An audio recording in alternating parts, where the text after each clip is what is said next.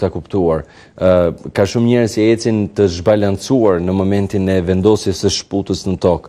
Pra mund të tanojmë mbase pak më shumë nga themra ose pak më shumë anash, pra si është mënyra më e keqe për të ndikuar tek themra në të ecur?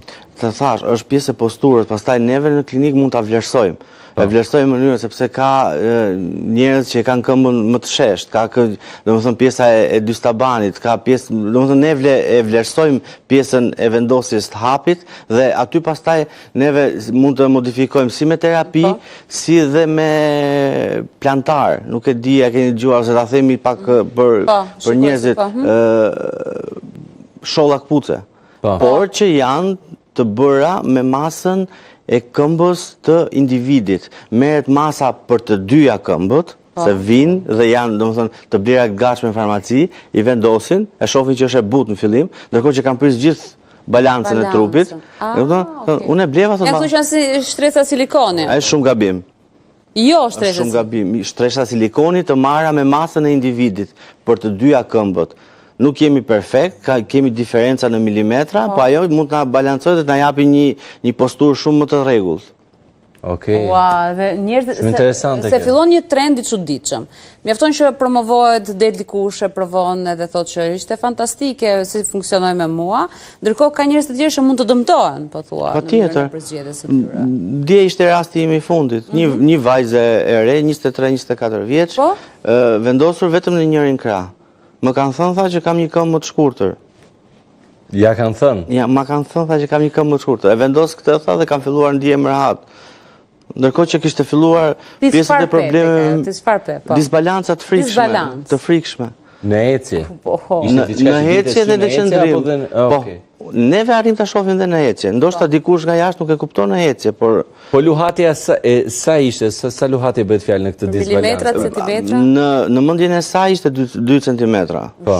Shumë. Por nuk i kishte, sepse janë retraksione muskulare, kontraktura që mund ndodhin që nga lart, domethënë që mund t'i modifikojmë ne, pa pas nevojën për atë silikonin poshtë që të blerë në farmaci. Ose në qoftë në rastin se bëhet, të bëhen në mënyrë profesionale, të merren masat e të dyja këmbëve, kush ka nevojë më pak, kush ka nevojë më shumë, të vendosen shollat e kputucëve dhe ajo është domethënë një rregullim i posturës në mënyrë perfekte. Po, këtë ka vetëm fizioterapisti. Ti shkon bën konsultën, matjen, nga ana profesionale do ta bëj një podolog.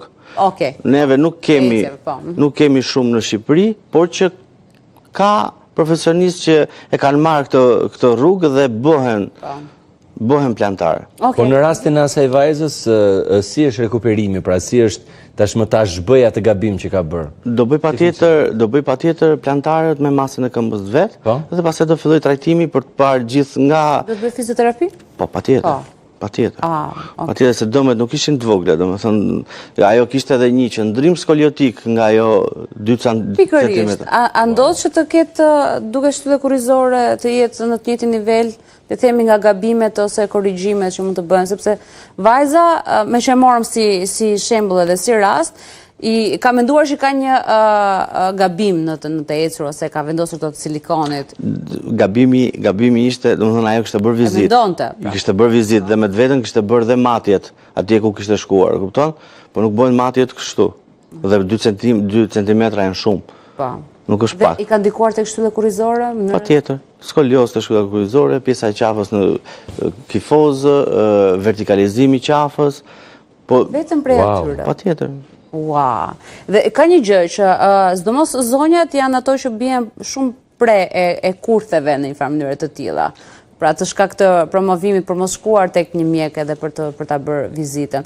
Ndërkohë e the vetëm pak herët më parë çështjen e mbipeshës. Sa ndikon mbipesha tek dhimbjet e themrës dhe mënyrën se si ne kemi të gjithë shtyllën kurrizore? Ndikon pafund, ndikon jashtëmase. Të thash, pjesa ku persona që punojnë me orë të gjata në këmbë gjithë peshën e ditës në fund e shkarkojnë. Domethënë vjen nga qafa tek mesi, tek pjesa e koksofemorale, gjunjët, kaviljet dhe pastaj shkon tek themrat dhe tek shputat. A është zgjidhje ti bashkëm pak më lart në një stik ose pak mos jenë në një diferencë? Kjo është, po kjo është në fundin e ditës. Kjo është në fundin e ditës, se nuk mund ta bëj. Kjo është për të çlodhur. Për të çlodhur veten, po jo për të rregulluar ecjen. Edhe prandaj këto zonjat, po shpesh nuk e kuptojnë nga i vjen ajo dhimbja, shpesh krijojnë mund po e them që ta kuptojnë njerëzit, janë osteofite ose kalcifikime në themër, që bëhen si gjëmba, si sqepa, spur kalkanari themi ne në gjuhën mjekësore, dhe ato japin dhimbjen që inflamojnë komplet pjesën e fashës plantare. Por Ka të bëjë me të njëjtën ndjesi si mpirja e themrës? Është ajo. Është ajo.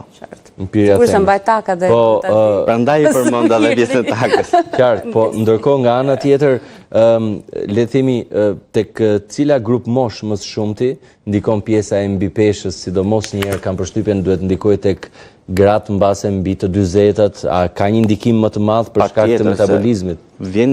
Jo, është metabolizmi, mosha, është pjesa mbas 40-50-ave, kemi edhe gratë që fillojnë të kalojnë në menopauzë, fillojnë problemet e kockave, kockat nuk janë më të kenë forcinë edhe densitetin e njëjtë siç më ka qenë vite përpara, dhe e gjitha transmetohet pastaj tek themra dhe tek pjesa e shputës. Po palestra dhe aktiviteti fizik është një zgjidhje? Patjetër. Dhe bërë në mënyrën e dur, patjetër. Okej. Edhe ecja në këtë mënyrë, sepse ti kujton që të paktën si ndjesi, ne kur themi në shtëpi që na dhembin këmbët ose themra, gjë e fundit që mund të mendojmë është të ecim. Të ecim me atlete të buta, sepse mund ta përkeqësojmë situatën. Domethënë sepse ajo inflamacioni i fascitit plantar, dhimbja tek themra, si pasojë ngarkesës ka ardhur. Dhe në qoftë se vazhdojmë të ecim dhe e traumatizojmë përsëri, inflamacioni do rritet. Domethënë atletet janë shumë të rëndësishme, ose këpucët në punë janë shumë të rëndësishme. Do të jenë shumë komode.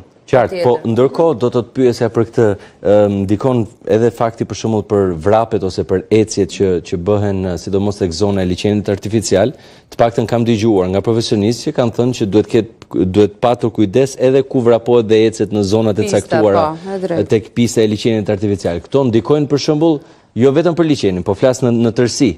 Pra ndikojnë tek mënyra e le të themi tek shputa dhe tek rëndesa që ne japim. Patjetër, këto trauma që krijohen, këto mikrotrauma që krijohen nga vrapimet, ne fatkeqësisht kemi vetëm liçenin për të vrapuar, kupton? Por po ta shohim si terren, edhe ajo pjesa e tartanit që ata kanë. Dakord, kur s'kemi as aty të paktën të vrapojmë, se kam parë që dalin në asfalt dhe është shumë problematike për posturën, për kockat, për të vrapuarit në asfalt. Pastaj shoh që kemi vetëm liçenit, shoh njerëz që vrapojnë edhe në për trotuar, ashtu ai është. Është akoma më smeshme. Është gabim. Është gabim. Po, ç'të bëjmë? Kemi shtëpitë në zona të tilla. Pra këta në për trotuaret e Tiranës, se në kryeqytet për shembull ke shumë persona që bëjnë vrap pafund në për trotuaret e kryeqytetit. Minimalisht të kenë atletet e buta. Të paktën të kenë atletet që ta amortizojnë tek atletet. Po, ndërkohë, theksimi që ti i bëre dëndësisë së kockave dhe me ndryshimin e viteve nuk është e njëjta. Faktorë që kanë ndikuar ndoshta, pra të mënyra se si janë aq të forta sa më përpara kockat tona, apo si pasojë edhe të ushqimit kanë ndikuar që të jenë ndoshta në një cilësi tjetër. Jo, përgjithsisht vjen me moshën, domethënë është diçka biologjike që vjen duke kaluar. Jem në 20 vjeçar që kanë probleme me kockat? Tash po. Pra. Sepse kemi diçka, është dhe pjesa e aktivitetit fizik zero. Kjo është diferencë, se më përpara 20 vjeçar. Kemi teknologjinë, jo, tash po shtohen, tash